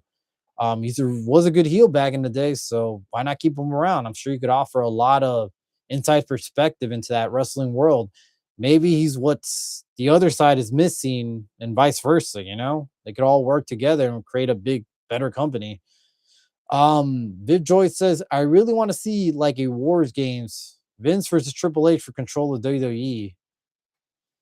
I mean, yeah, that would be nice to see if somehow they could get Vince back into a WWE ring, which I don't know how that's ever going to look, from here on with the lawsuit going on with Janelle Grant. Um, that would be a good fantasy booking to see who would be on Team Vince and who would be on Team Triple H for control of WWE. Be interesting to see. I'm not gonna lie. War Games type of style would be nice. So yeah, yeah, I'm in for that. Maybe that could be a 2K26. You know what? That could be a WWE 2K26 scenario we could create. Team Vince versus Team Triple H, for War Games. So there we go. That's a good scenario, Vid Joyce. So we might have to follow that through this week. All righty, guys. And all right, let's talk about this. You guys heard about this one, man. I know you guys heard about this one because it's been all over last week. All right. So Ricochet did cut out a promo after losing his title, man. The national fucking title. He cut a promo out there, a segment where he's losing his mind. He's freaking out because he lost the national title. And one of the fans comment and says, glad to see your acting hasn't improved much, right?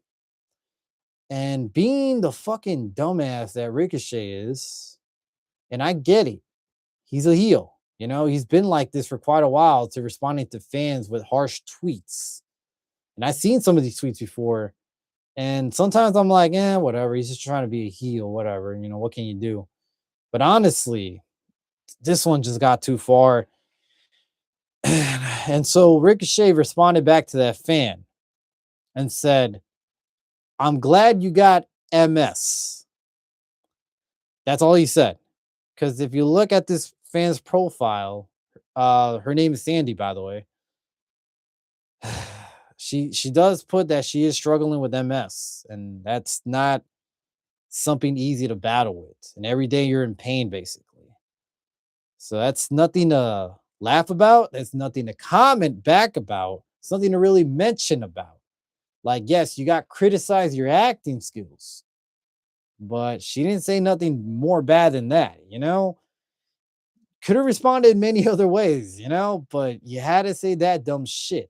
And that kind of pisses me off because I don't understand. Look, you're a professional wrestler. I get that you're trying to be a heel. I get that this is your character where you do attack fans. I've seen it happen many times in the past. Hell, he even goes after podcasters, apparently, which is fine. Do what you got to do. But how in the right mind did you thought this was smart thing to say? Or this was somehow fair? Because then he gets mad for the IWC for criticizing him after he said this and said, well, you guys attack me, like, what do you want me to do? You guys are always coming after me, and now you guys can't take it when I respond back like this. And he left that same tweet out that says, I'm glad you got MS out for hours until he removed it. Because we're all guessing that someone from AEW side, someone from their legal team, someone that looked at this stuff and said, what the fuck is going on with this guy? Told them, hey, you got to take that down and you got to apologize ASAP. And this is his apology. I took out my hatred for the IWC on Sandy and inadvertently others who are affected by MS. She didn't deserve this. And for that, I sincerely apologize. And moving forward, I'll do better.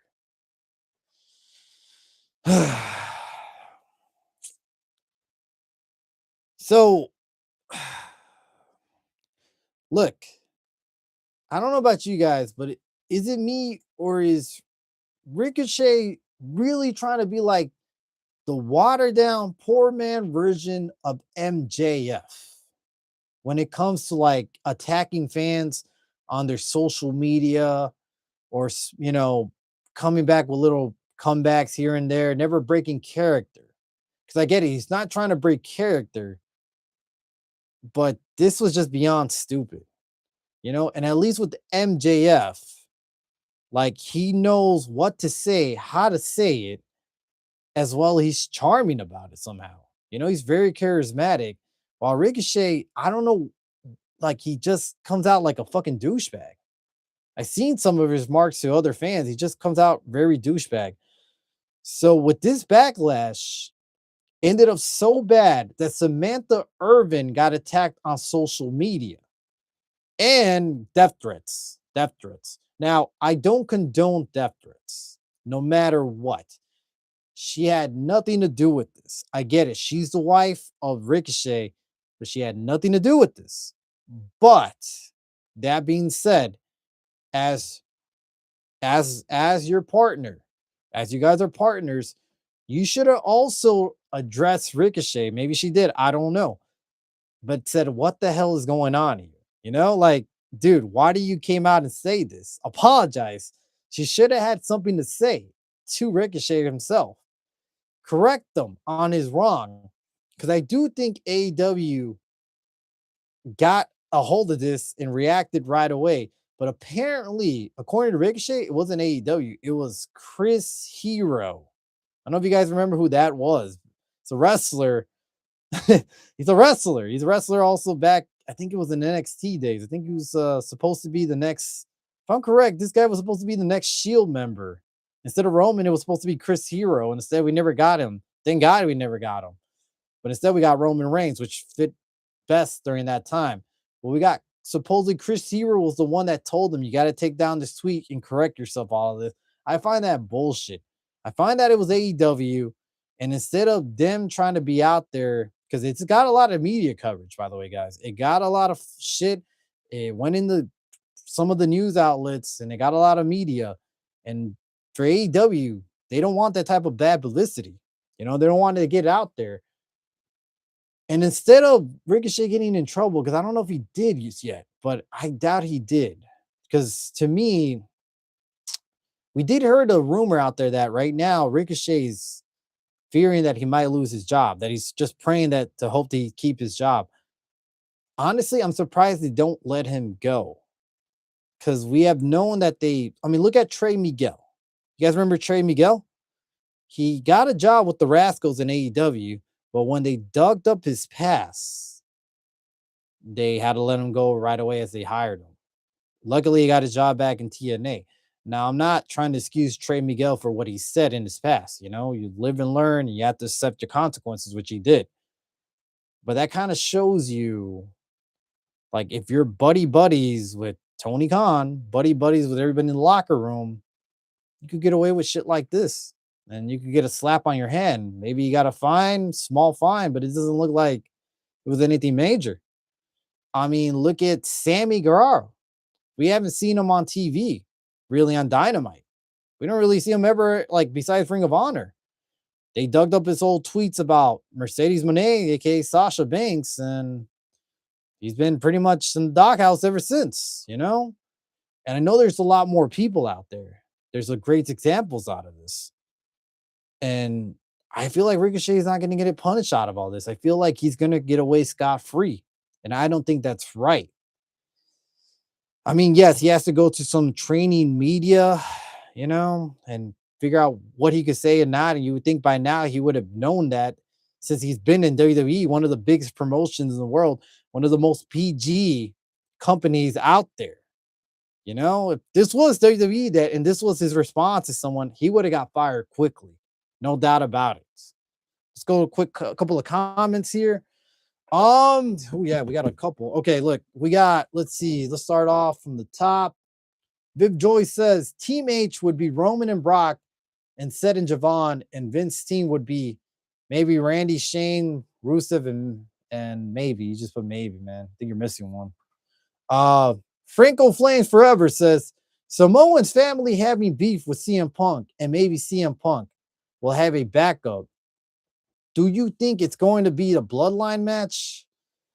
Good question, Franco Flame. I do not see it a bloodline match because the thing is, if Roman's having the Samoan family, that's many people. Hell, we could even get a special appearance from Zillafat too.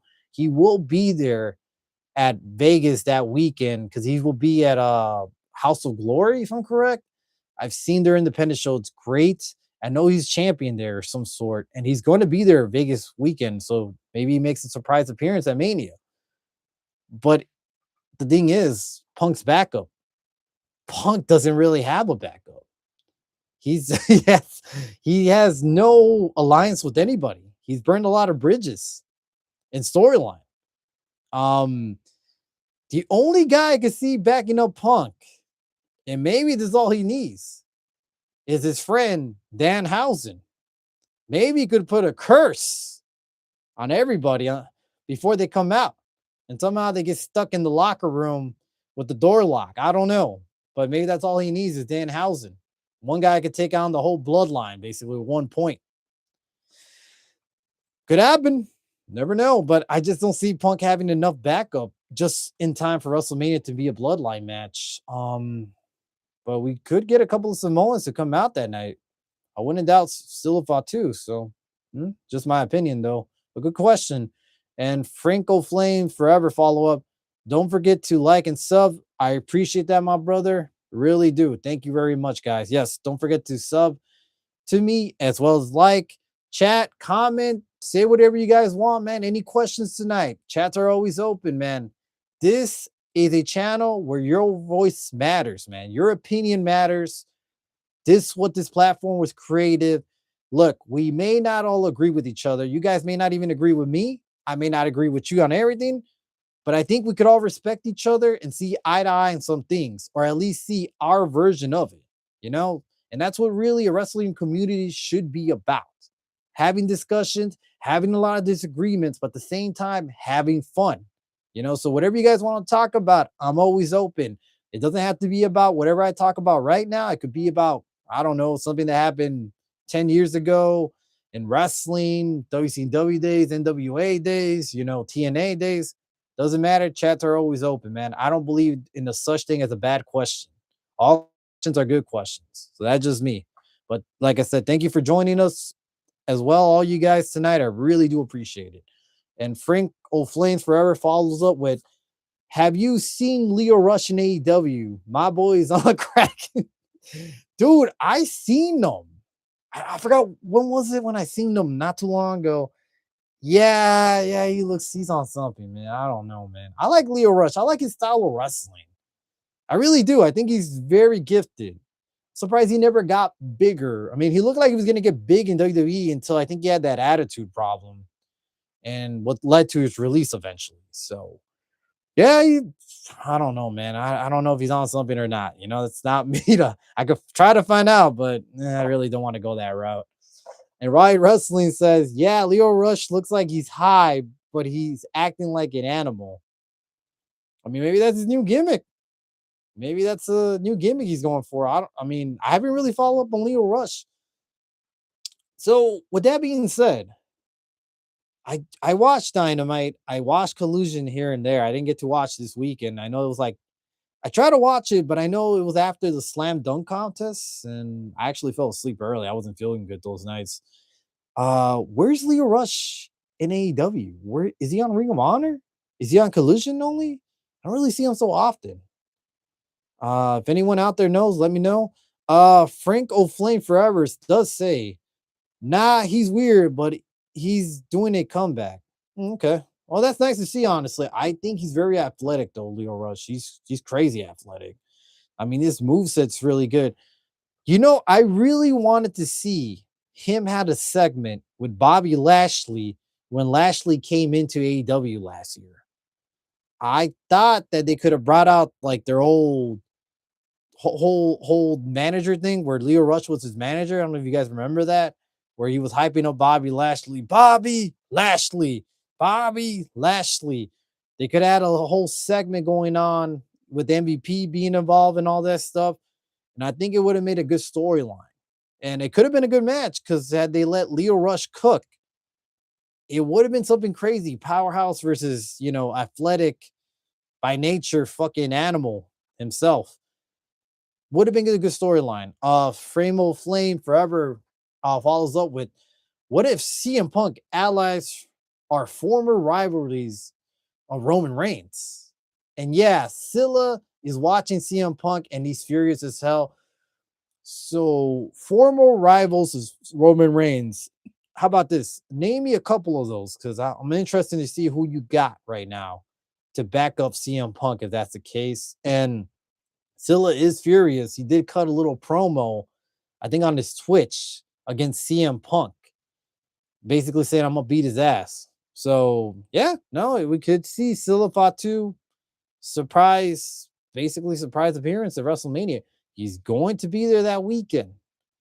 He's a Samoan. Maybe they just get him for a one-off, but that does bring shock value into the biggest stage of them all. I would say WWE smart. Go ahead, do it. Viv Joy says, I have school. And well, what are you doing up, buddy?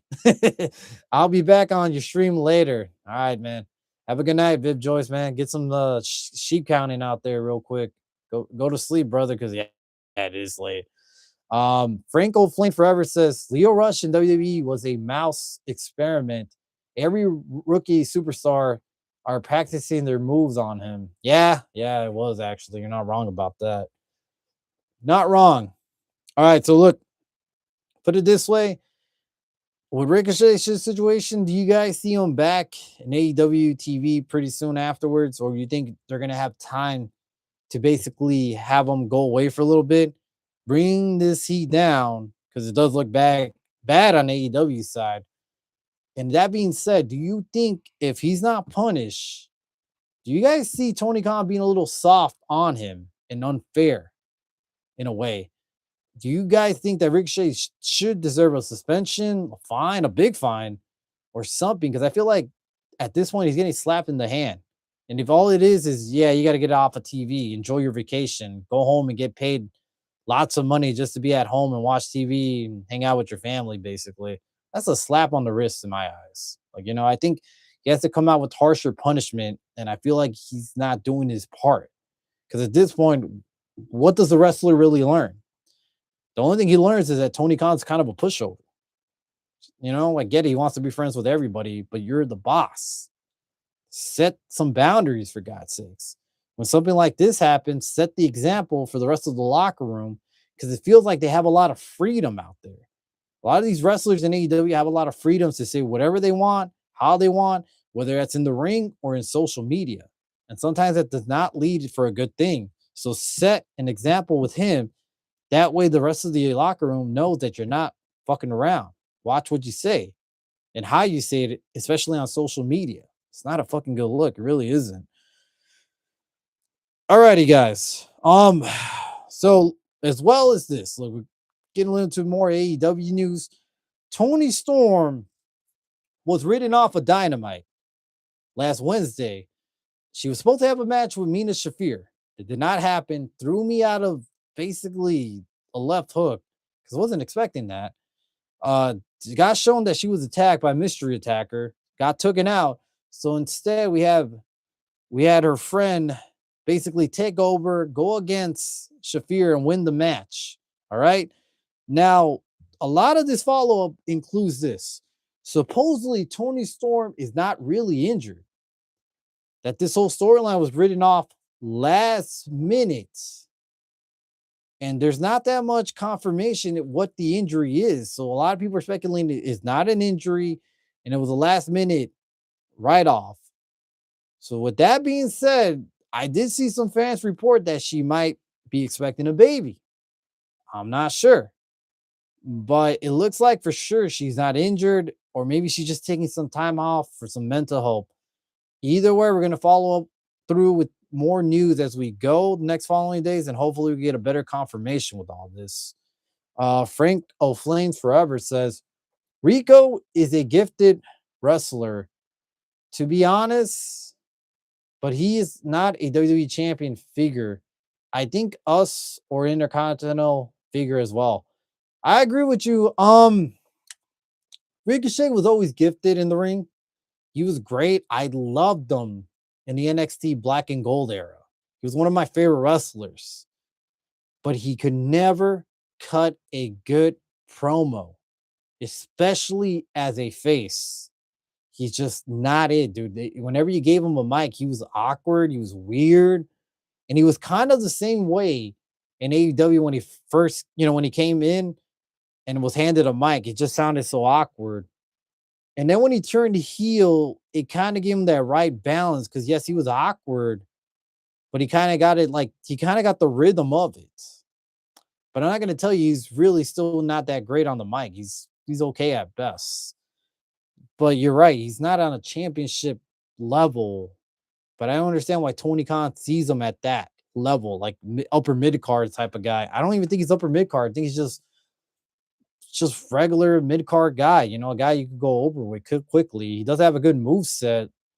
I think he is gifted, but I just never think that he was that guy either. I think there's a lot better wrestlers in AEW right now, better than him, and they're not getting a chance right now. I mean, you have a lot of guys that are basically MIA. I mean, and they don't get a spot on TV, but this guy does, and then this guy goes ruin it by saying something stupid like this. It should get other wrestlers mad out there. If I was honestly, if I was any other AEW wrestlers right now.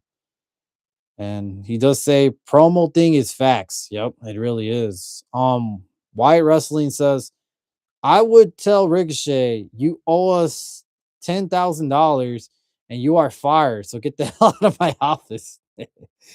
You know, let's talk about Tama Tonga actually. Talking about fines. I forgot to mention this.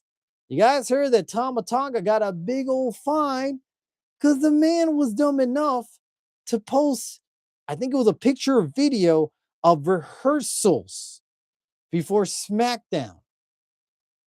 I get it. Like, you want to post stuff on social media, you want to, get your fans invested in you, but you're at rehearsals, my man. A lot of this stuff hasn't been, live yet, obviously. You're kind of, look, he didn't put anything of a preview, but he did show the MFTs out there. So meaning people are know they're going to be a segment. You're kind of trying to give the spoilers out there. That's a big no-no in any type of wrestling promotion, especially WWE.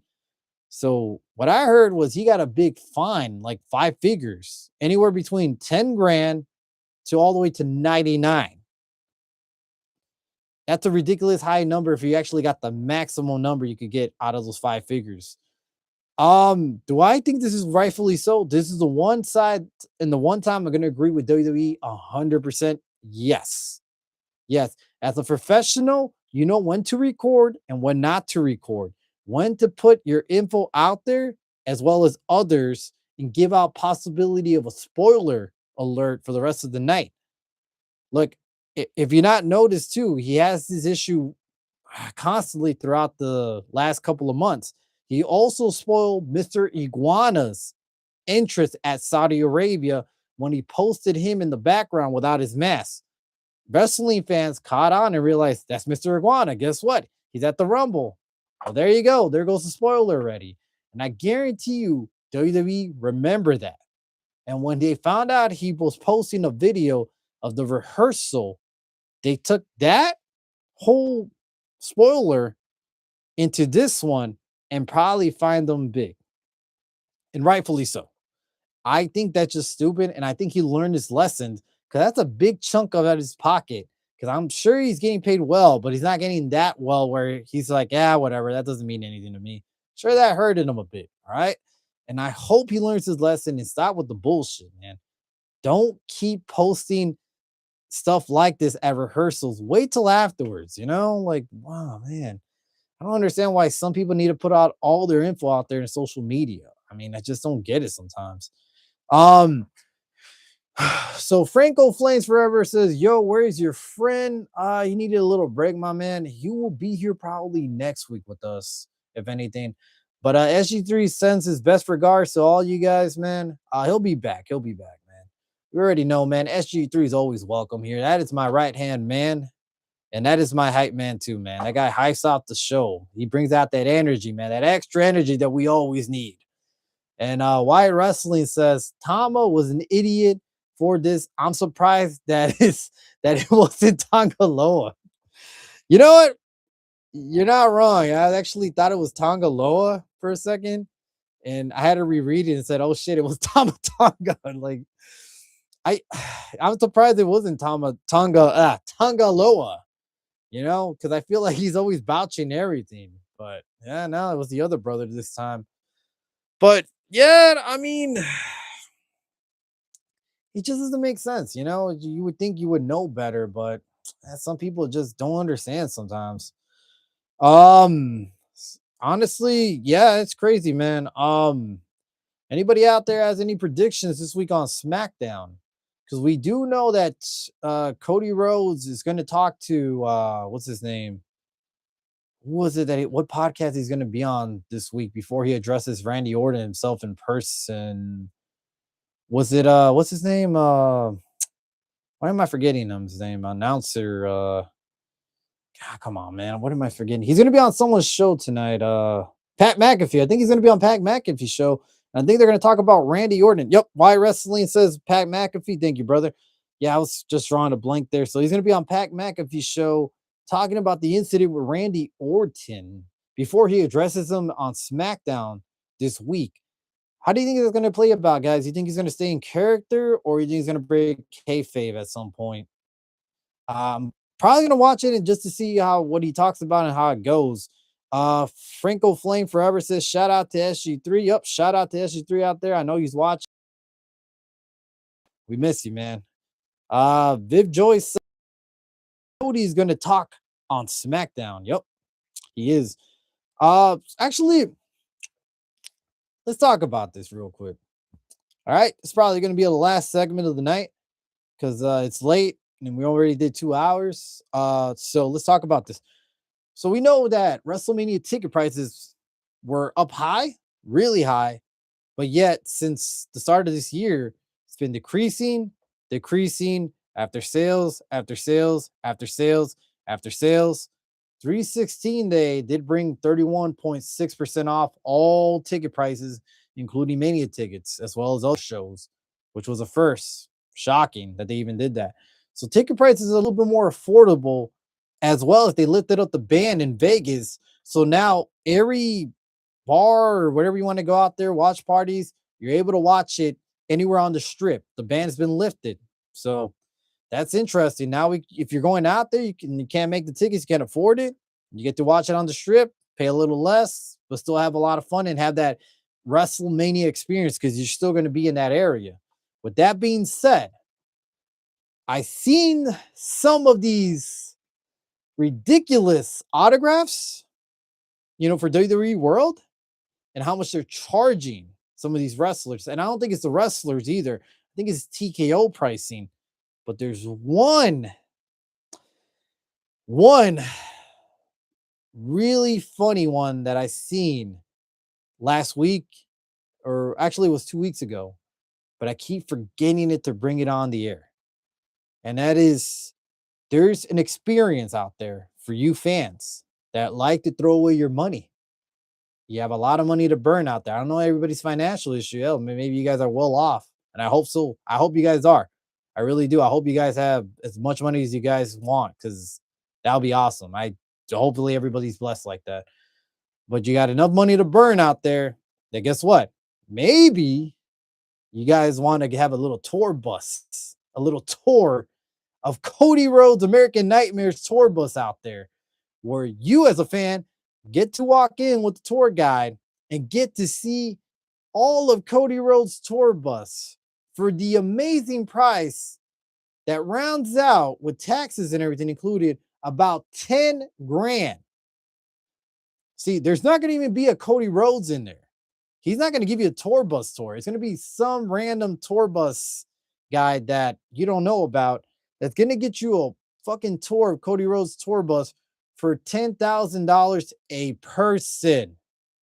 A person. 10 grand to get the American Nightmare experience of his tour bus.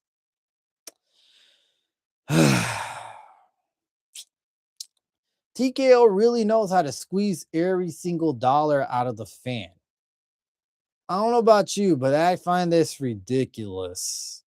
This kind of reminds me of, I think it was last year, where you could have an experience with John Cena to, I think, have dinner with them for the amazing price of $25,000. Yeah, $25,000. And I highly doubt he was going to talk a lot because he's eating. And I think it was going to be at a time basics, just like this tour bus. It's probably going to take about 30 to 45 minutes. You're in, you're out, get the hell out of there, you know? I don't know how you guys look at this, but I think this is ridiculous. You could spend your money in better places, you know? You could go out to WWE World and get a bunch of autographs, probably still a little bit under that price range. I think WrestleCon is in the same area, and you could get a lot of the legends autograph for a lot cheaper. You could go with those 10 grand. You're already at Las Vegas. You go on the strip, gamble some of that money, go out to eat, still have a lot left over. You could go to the WWE shop out there, WrestleMania, buy yourself the damn belts, a couple of them for that same price, but at least you're able to hold it and have something memorable from that trip.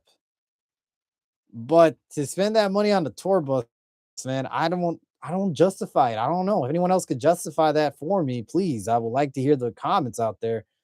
Let's see what else we got for comments real quick.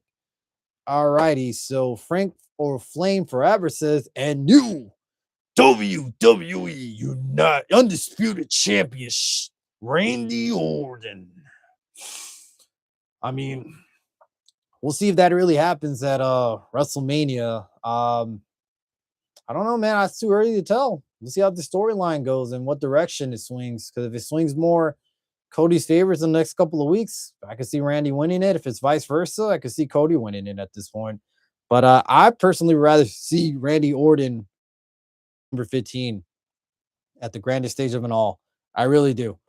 Plus, I think once they get to Mania, and you're kind of seeing it now, Cody Rhodes is getting booed once again out of the building, and Randy's getting cheered constantly. So fans are kind of getting tired of Cody's good guy persona while everybody's embracing this new heel Randy Orton, which is not a good look for WWE at this point because they don't like that kind of stuff, obviously. Viv Joy says, I think Orton's going to attack him. Okay. At Pat McAfee show, that'll be nice. That kind of brings out the old Viper, the old, you don't know where he's going to come from out of nowhere type of guy. So, yeah, I would like to see that. Franco Flames Forever says, Yo, Savage, please do a live stream, live reaction for WrestleMania 42. Look, I'm going to be in Vegas, but I'm going to try to live stream out there when I'm in Vegas, when I'm on the strip. I'm going to be cosplaying as the Macho Man. So I'm going to have a couple of different attires for you guys out there. I'm going to put some pictures on my Instagram. It should be on the description, or it should be on our page, by the way, guys. So follow our Insta. I do put news and memes and all that good stuff out there as well. But when it comes to WrestleMania time, I'll be out there. I'm going to try to live stream. I'm going to try to get you guys close up to the action that's possible without getting in trouble, obviously. If it wasn't for me being out there, you would know I would definitely be live streaming it and watching it with you guys. But with that being said, we're going to do multiple shows that weekend. Me and SG3. We already had this plan out. We're going to do Monday Night Raw, obviously, review. We're going to do previews. We're probably going to do Hall of Fame. While I'm out there, he's going to be out here. We're going to meet up somehow. And as well as post WrestleMania 42 reaction. Once it's all settled, once we all go crazy for what happened, we'll talk about it. We'll live stream. I'll be out there. I'm going to be cosplaying as the Macho Man. He's going to be back out here. He's going to watch it, obviously, and we're going to be talking about this. So we'll be on air later on that night for Saturday and Sunday, as well as for Monday Night Raw the following day. The Mania after Raw, that goes crazy. And that's always entertaining, the stuff that comes out of there that day. But, yeah, I'm going to be in Vegas, and I'm going to get you guys close to the action. Follow my Instagram. I'm going to post a lot of videos as well as a lot of other cosplayers that I meet out there. And, see how that goes, man. Honestly, I'm excited. I'm pumped. My wallet's not pumped, but I'm pumped. So it is what it is. Drew versus Jacob, I think. Okay. All righty. Drew versus Jacob. Yeah, I think that might happen. That might happen in Mania. That seems like the game plan there. The only other direction I could see Drew going is against Nick Aldis, but I don't think they want Nick Aldis to wrestle yet. Wyatt Wrestling says, Frank O'Flame Forever, I just subscribed to your channel. Nice. You are at 953 subscribers. Oh, shit. Damn, Frank Flame forever. That's pretty impressive, buddy. Keep up the good work, man. Guys, subscribe to Y Wrestling, subscribe to Flame Forever. You know, these guys are good guys, man. Trust me. They're Savage approved. And Y Wrestling says, oh, sorry. Frank Forever says, thank you so much. Y Wrestling, appreciate it. Y Wrestling, you're welcome. There you go, guys. That's love right there. Viv Joy says bye. All righty, Viv Joy signing off. Look, guys, we talked as much as we can. I do appreciate you guys a lot. Um, honestly, I sorry about the delay today. It was a late reaction. I'm gonna try to get you guys early. We'll probably be live streaming WWE 2K26 because I see Viv Joy's asking what's the next 2K26 stream. I'm gonna try to get you guys a video tomorrow. I don't know if you follow the last video, but I got my ass beat by Drew McIntyre like 4 fucking times. It was bad. I mean, I thought it was gonna be easy. I got there overconfidence and I lost 4 times. But look, you once you keep failing, you learn from your failures, you keep going, you keep pushing, man. It was worth it. I got all the objectives finally, and it was worth it. So the next live stream will probably be tomorrow, probably a little late night, probably like around not this time, but a little earlier than that. If not, definitely Wednesday. I'll get you some more content out there. But overall, I've been enjoying some of this WWE 2K26. I do feel there's a lot of glitches out there though.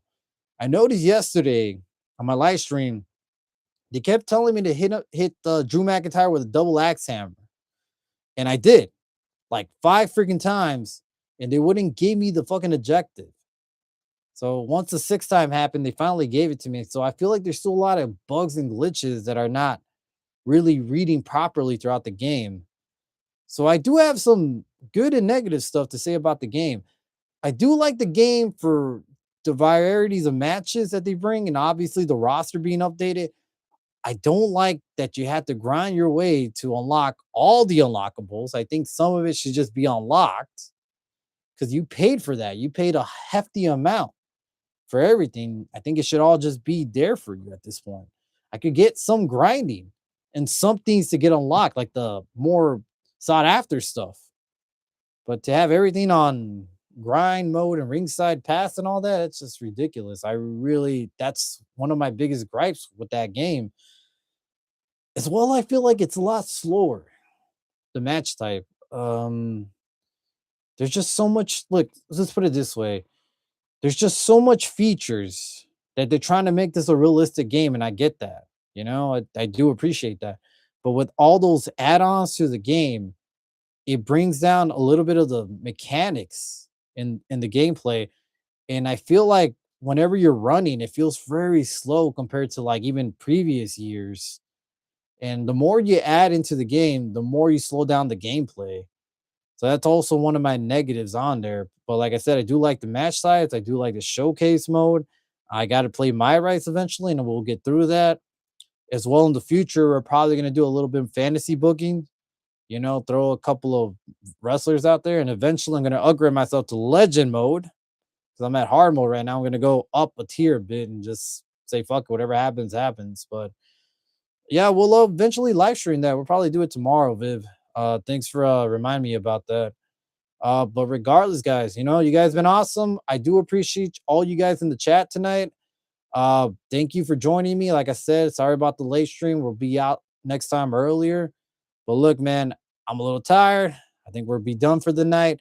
Shout out to all you guys. You guys are great. Don't forget to like and subscribe. With that being said, I'm out.